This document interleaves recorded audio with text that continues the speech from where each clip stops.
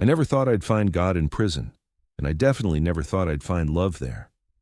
But then again, life has a funny way of putting you exactly where you need to be, even when that place is a 6x8 cell with bars instead of doors.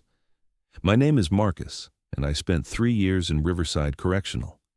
The charge was drug possession with intent to distribute. I was 24 when I went in, angry at the world, angry at myself, convinced my life was over before it had really begun. The first few months were the hardest. You hear about prison in movies and TV shows, but nothing really prepares you for the reality of it, the constant noise, the lack of privacy, the way time moves both impossibly slow and terrifyingly fast. Days bleed into weeks, weeks into months, and you start to forget what it feels like to make your own choices. That's when Chaplain David started visiting me. I wasn't religious. My mom had taken me to church a few times as a kid, but it never stuck. I'd stopped believing in a higher power around the same time I started believing the streets were the only family I needed. So when the guard told me I had a visitor from the chaplain's office, I almost said no. But visits were visits, and anything was better than staring at the same 4 walls. The first time I saw him, I thought he'd made a mistake. He was young, maybe early 30s, with warm brown eyes and this gentle smile that seemed completely out of place in the harsh fluorescent lighting of the visitation room. He wore a simple black shirt with a white collar, and he carried a worn leather Bible that looked like it had been read 1,000 times. "Marcus," he said, extending his hand through the opening in the partition. "I'm David. I'm one of the chaplains here. I wanted to introduce myself." His handshake was firm but not aggressive, and his palm was warm. I remember that detail vividly because everything in prison was cold. The metal bunks, the concrete floors, the attitudes of the guards and other inmates. But David's hand was warm. "I didn't ask for a chaplain," I said, probably more defensively than necessary. "I know," he replied, sitting down across from me. "But I visit everyone who comes through here, at least once. What you do after that is entirely up to you." I expected him to launch into some sermon about redemption and salvation, to tell me that Jesus could save me if I just accepted him into my heart. That's what the street preachers always said, the ones who'd set up on corners in my neighborhood, shouting about hellfire and damnation while we walked past them to make our deals. But David didn't do that. Instead, he asked me about myself, where I grew up, what I liked to do before I came here, if I had family on the outside. Simple questions, but the way he asked them, the way he actually listened to my answers, it caught me off guard. Nobody had really listened to me in a long time. That first visit lasted maybe 20 minutes. When it was over, David stood up and said, "I come by every Thursday afternoon. You're welcome to sign up for a visit anytime you'd like. No pressure, no expectations, just conversation." I didn't sign up the next week, or the week after that. But the third Thursday, I found myself putting my name on the visitation list almost without thinking about it. David's face lit up when he saw me walk into the visiting room. "Marcus," he said, like he was genuinely happy to see me, "I'm glad you came." We talked about books that visit. I'd mentioned during our first meeting that I used to read a lot as a kid, before life got complicated. David brought me a list of books available in the prison library and asked which ones interested me. It was such a small thing, but it made me feel human again, like I was more than just an inmate number, more than just another statistic in the system. After that, I signed up every week. Our conversations started to go deeper. David never pushed religion on me, but he'd share stories from the Bible sometimes, framing them as literature, as human stories about struggle and growth. He talked about his own life too. He'd grown up in a small town in Ohio, felt called to ministry in college, worked in a few different churches before feeling drawn to prison chaplaincy. "There's something about this place," he said one Thursday, maybe 2 months into our weekly visits. "People here are stripped down to their most essential selves. There's no pretending, no hiding behind social masks. It's raw and real, and that's where real transformation can happen." I found myself looking forward to Thursdays with an intensity that surprised me. In a place where every day felt the same, those visits became my anchor point, the thing that made the week feel like it had structure and meaning. I started reading more, thinking more, questioning things about myself I'd never questioned before. David had this way of asking questions that made me examine my own motivations and choices without feeling judged. He'd say things like, "What do you think you were really looking for when you got involved in dealing?" Or, "When you think about the person you want to be, what does that look like?" Nobody had ever asked me who I wanted to be. They'd told me who I was, who I should be, who I'd never be. But David asked, and then he waited for my answer like it actually mattered. Around the 6-month mark of our weekly visits, something shifted. I started noticing things about David that had nothing to do with our conversations. The way his eyes crinkled when he smiled, the way he'd run his hand through his hair when he was thinking, the way his voice got softer when he talked about things that mattered to him. I tried to push those thoughts away. I was in prison, he was a chaplain, and even if those weren't barriers, I'd never really let myself think too hard about my attraction to men. There'd been moments, feelings I'd had about certain guys growing up, but I'd buried them deep. In my neighborhood, in my world, that wasn't something you acknowledged, let alone explored. But in prison, stripped down to my essential self like David had said, it was getting harder to ignore. One Thursday, about 8 months into our visits, David seemed different, more nervous maybe, or distracted. He fumbled with his Bible, dropping it on the table between us. "Sorry," he said, picking it up. "I'm a little off today." "Everything okay?" I asked. He looked at me for a long moment, and I saw something in his eyes I hadn't seen before. Vulnerability, maybe, or fear. "Can I ask you something personal, Marcus?" "Sure." "Do you ever think about what happens after you get out? Not just practically, but emotionally, about the connections you've made in here, the people you've met?" My heart started beating faster. "Sometimes," I said carefully. "I think about it," he said quietly. "More than I probably should." The air between us felt charged, electric.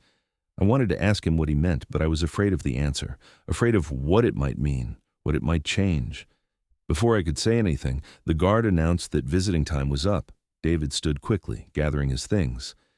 "Same time next week?" he asked. "Yeah," I said. "Same time." That week felt longer than any week before it. I replayed our conversation 100 times, analyzing every word, every pause, every look. I told myself I was reading too much into it, that David was a chaplain who cared about all the inmates he visited, that I was projecting my own confused feelings onto him. But when Thursday came and I walked into that visitation room, the way David looked at me told me I hadn't imagined anything. "I need to be honest with you," he said, before we'd even sat down. "And I need you to know that you can tell me if this is inappropriate, if you want me to stop visiting. But I can't keep pretending that these visits are just part of my job." I sat down slowly, my pulse racing. "I think about you all the time," he continued, his voice low. "I think about our conversations, about your laugh, about the way you see the world. I've tried to maintain professional boundaries. I've prayed about it. I've talked to my supervisor about maybe transferring your visits to another chaplain. But the truth is, Marcus, I have feelings for you. Real feelings." I couldn't breathe. Part of me wanted to jump up, to shout that I felt the same way, but another part of me was terrified. "I'm in prison," I said, my voice barely above a whisper. "I know. You're a chaplain. I know. This is crazy." "I know that too," he smiled sadly. "But I couldn't keep lying to you. Or to myself." I looked down at my hands, at the orange jumpsuit I wore, at the barrier between us. "I've never really let myself think about being with a man," I said. "I mean, I've thought about it, but I've never let myself really feel it, you know?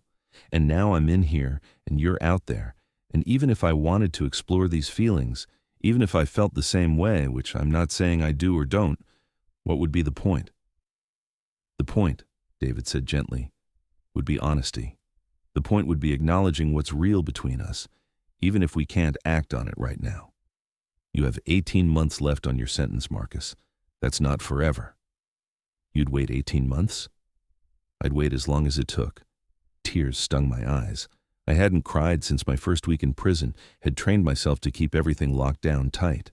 But sitting across from David, hearing him say he'd wait for me, something in me cracked open. "I do feel the same way," I admitted. "I've been feeling this way for months, but I didn't think you could ever see me as anything other than an inmate you were trying to help. I see you, Marcus, all of you, and what I see is someone brave and thoughtful and capable of so much more than you've let yourself believe. We talked for the rest of that visit about what this meant, about the complications and the rules. David couldn't visit me anymore, not as my chaplain.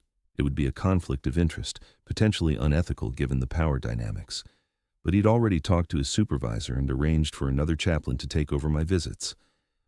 I don't want to lose you, I said. You won't. I'll write to you if you want.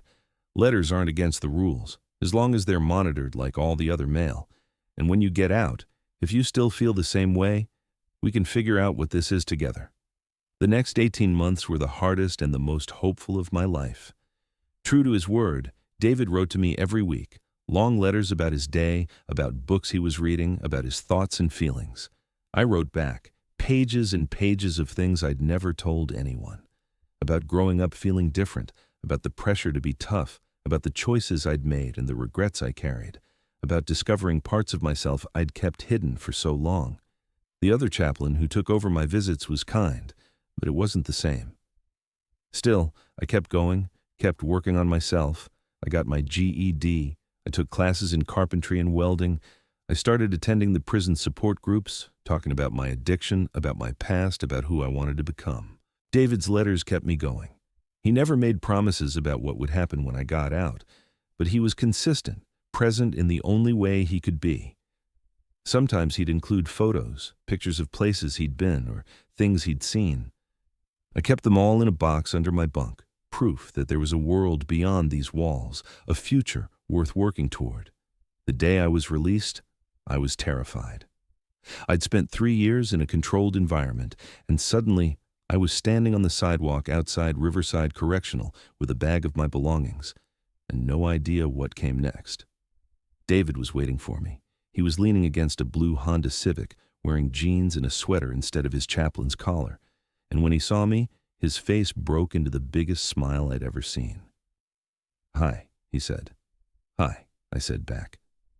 We stood there for a moment, just looking at each other, and then he crossed the distance between us and pulled me into a hug. It was the first time we'd touched without a barrier between us, and I felt like I could finally breathe.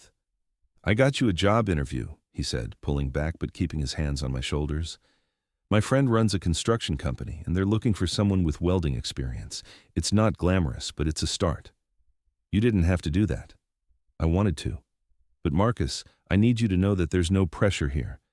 If you need time, if you need space to figure out your life, I understand. I just wanted to be here when you got out, to make sure you had support." I looked at this man who'd seen me at my lowest, who'd believed in me when I didn't believe in myself, who'd waited 18 months because he thought I was worth waiting for. "I don't need time," I said. "I've had 3 years to think about this, about you, about what I want my life to be. And I want you in it, David. However that looks, whatever that means, I want to try." He kissed me then, right there on the sidewalk outside the prison, and it felt like coming home to a place I'd never been before. That was 4 years ago. We took things slow at first, giving me time to adjust to life on the outside, to build my career, to figure out who I was as a free man. David introduced me to his friends, his community, a whole world of people who loved openly and authentically. I met other gay men, other people who'd struggled with their identity, and I finally understood that I wasn't alone, that there was nothing wrong with me. I still work in construction, but now I'm a supervisor with my own crew. David still does prison chaplaincy, still visits inmates every Thursday, still believes in the power of transformation. We live together in a small house on the east side of town, with a garden that David tends and a workshop in the garage where I build furniture in my spare time. Sometimes I think about the person I was when I first walked into that visitation room, angry and lost and convinced my life was over. I think about how a simple weekly visit from a chaplain changed everything, not because he preached at me or tried to save my soul, but because he saw me, really saw me, and believed I was worth knowing. I learned why David visited every week. It wasn't just duty or obligation. It was because he believed that everyone deserves to be seen, to be heard, to be reminded of their own humanity. And somewhere along the way, in those weekly visits, he saw something in me that made him want to take a chance, to risk his career and his reputation to be honest about his feelings. People sometimes ask me if I regret my time in prison, if I wish I could go back and make different choices. The truth is, I wish I'd never gotten involved in dealing, wish I'd never hurt the people I hurt or made the mistakes I made. But I can't regret the journey that led me to David, that led me to myself. I found God in prison, but not in the way I expected. I found it in human connection, in vulnerability, in the courage to be honest about who I am and what I feel. I found it in a chaplain who visited every week, who believed in me before I believed in myself, who waited 18 months because he knew I was worth waiting for. And I found love, real, honest, transformative love that taught me what it means to be truly free.